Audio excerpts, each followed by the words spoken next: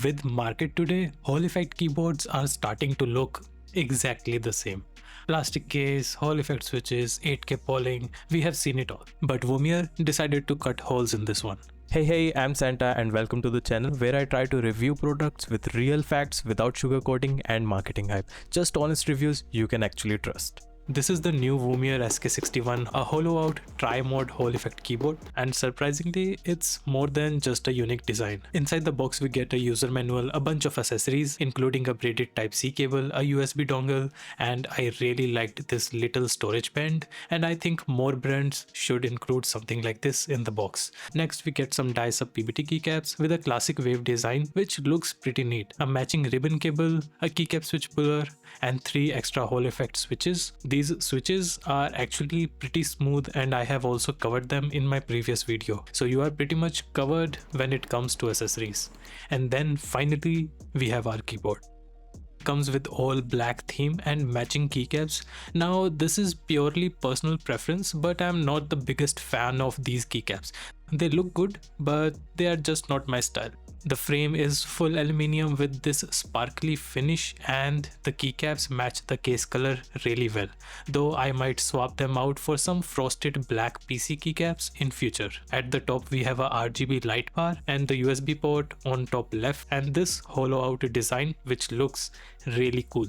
At the back we have this themed image that gives this keyboard a custom look. But if you look closely, the print quality isn't the best. The image appears a little blurry. I have already shared this feedback with Womier, so hopefully they'll improve it in future units. We also get the wireless on-off switch at the back, and on the left side we have mounting point for the ribbon attachment. Overall, I really like this hollow out design and it even matches my mouse, making them a really nice pair. Now before we turn on the keyboard, let's take a look at the product page. This board sells for around $100, which I think is a pretty decent price. You can also use discount codes like WOM10 for additional off with your purchase. One thing to note, the product page currently contains some inaccurate information which I have already reported. So the keyboard supports 8K polling in wired mode and 1K polling rate in wireless mode, packs a 6000 mAh battery and uses 3 layers of sound dampeners, which we will also see during teardown. It supports up to 0.005 rapid trigger precision, all configurable through a web-based software. One small tip, if the software takes too long to load, simply connect the keyboard in wired mode. It loads much faster that way. The software itself is pretty basic but includes all the essential Hall effect features. To change the polling rate, however, you'll need to connect the keyboard in wired mode as that option doesn't appear in wireless mode. You can also customize the RGB lighting and create your own color profiles in this section. Now let's turn on the keyboard and honestly it looks pretty cool. Here's how it looks in the dark.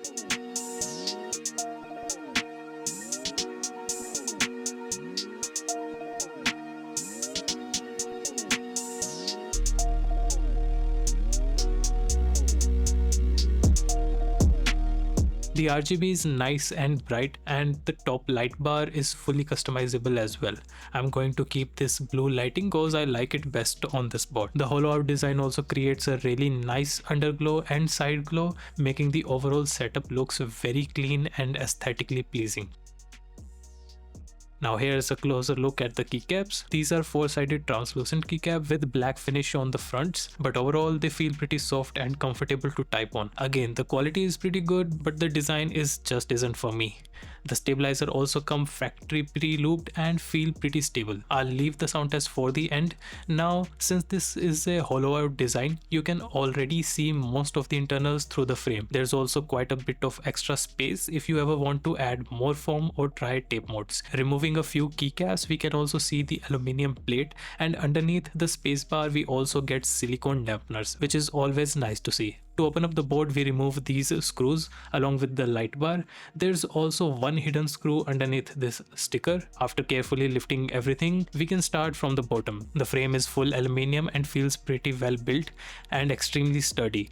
The light diffuser is also attached here, and after that we have printed fiber sheet. For reference, there are quite a few aftermarket base plates and these frames available that follow a similar layout, so in theory you could swap these out if you want to customize the look even further. Then we have a nice pour-on foam layer with two 3000 mAh batteries and additional foam cutouts that help supports the PCB and maintain the typing angle. There's also enough room if you want to experiment with more foam. Next comes the black PCB. I'm not entirely sure why there's this line on my PCB, but you can definitely tape mode it. Just be careful around the LEDs used for the top light bar. Moving further, I can confirm the keyboard uses a silicone sandwich layer.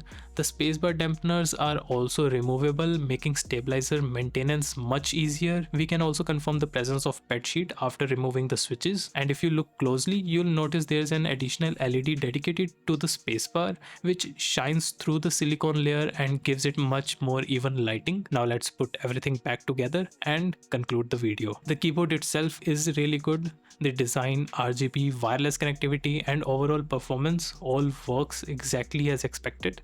You also get generous set of accessories. I tested this board for around 2 to 3 weeks in both casual and competitive gaming setups. The claimed 8K polling rate also checks out, and I genuinely enjoyed typing on these word switches.